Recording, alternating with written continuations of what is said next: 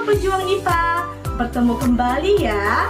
Pada hari ini kita akan mempelajari tentang perpindahan kalor. Sebelum mempelajarinya, coba kamu pahami dan amati ketiga kasus berikut ini ya. Check it out. Coba kamu lihat, ada seseorang yang sedang memasak air dengan panci. Namun ketika orang itu menyentuh ganggang pancinya, ia merasakan panas. Padahal ganggangnya tidak tersentuh langsung oleh api. Mengapa demikian?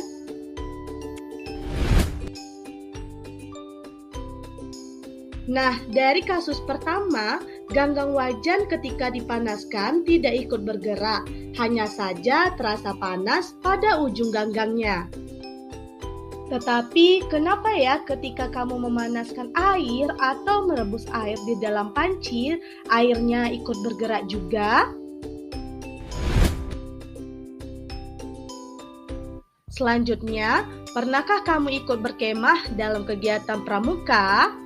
Ketika berkemah, biasanya kamu bersama temanmu akan menyalakan api unggun, lalu duduk mengelilingi api unggun tersebut. Akibatnya, kamu dan temanmu akan merasakan panas apabila di dekat api unggun. Mengapa demikian? Ketiga kasus ini ada hubungannya dengan materi pada hari ini, yakni tentang perpindahan kalor. Untuk itu, cobalah kamu buat rumusan masalah atau pertanyaan terkait ketiga kasus tersebut ya. Catat pada lembar kerja yang telah diberikan. Kalor atau panas adalah energi yang berpindah dari suhu tinggi ke suhu yang rendah. Benda-benda di sekitar kita ada yang bisa menghantarkan panas dan ada pula yang tidak dapat menghantarkan panas. Benda yang dapat menghantarkan panas disebut dengan konduktor. Contoh benda konduktor yakni ada besi, kemudian tembaga, aluminium, dan sebagainya ya. Nah, sedangkan benda-benda yang tidak dapat menghantarkan panas itu disebut isolator ya anak-anak. Contoh benda isolator yaitu kain wol, plastik, kemudian kaca.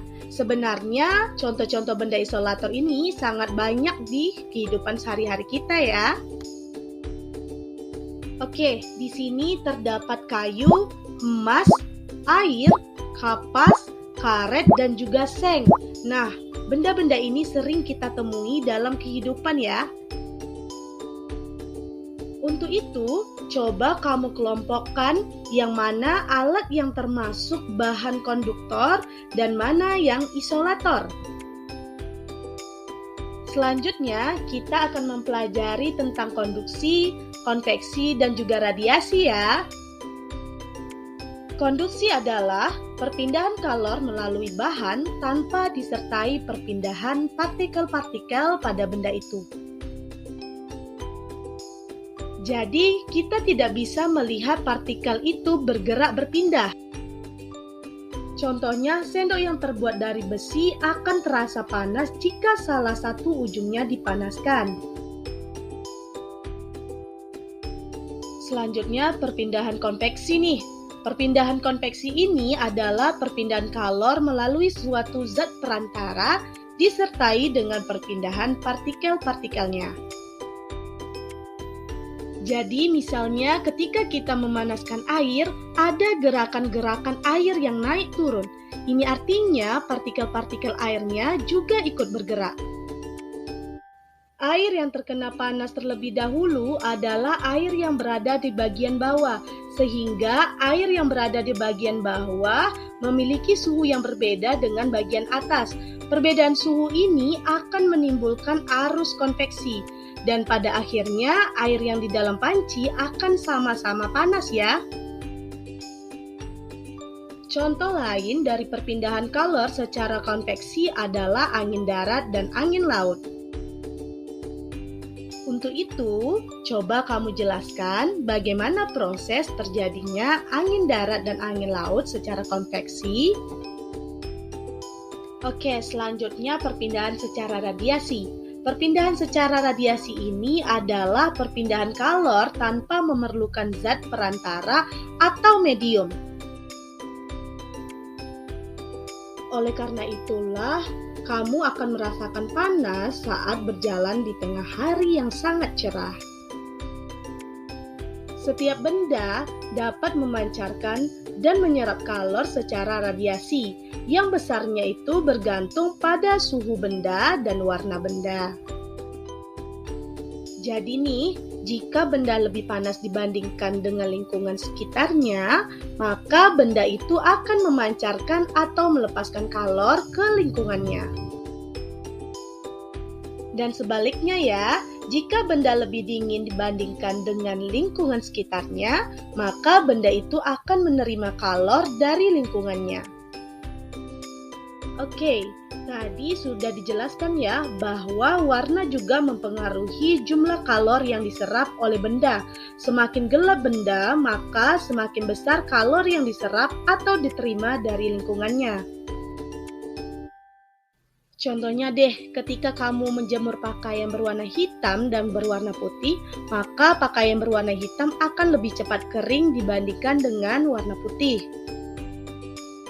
Nah, hal ini terjadi karena warna hitam dapat menyerap kalor dengan sempurna dibandingkan dengan warna putih ya. Oke, setelah kamu memahami proses terjadinya perpindahan kalor secara konveksi, konduksi, dan radiasi, berdasarkan ketiga kasus yang telah ditayangkan di awal video, coba kamu buat hipotesis berikut ini ya. Nah, untuk membuktikan hipotesis kamu benar atau tidak, coba kamu lakukan ketiga percobaan berikut, yaitu percobaan konduksi, konveksi, dan radiasi. Selamat mencoba! Setelah kamu melakukan percobaan yang pertama, coba kamu jawab pertanyaan-pertanyaan berikut dengan benar ya.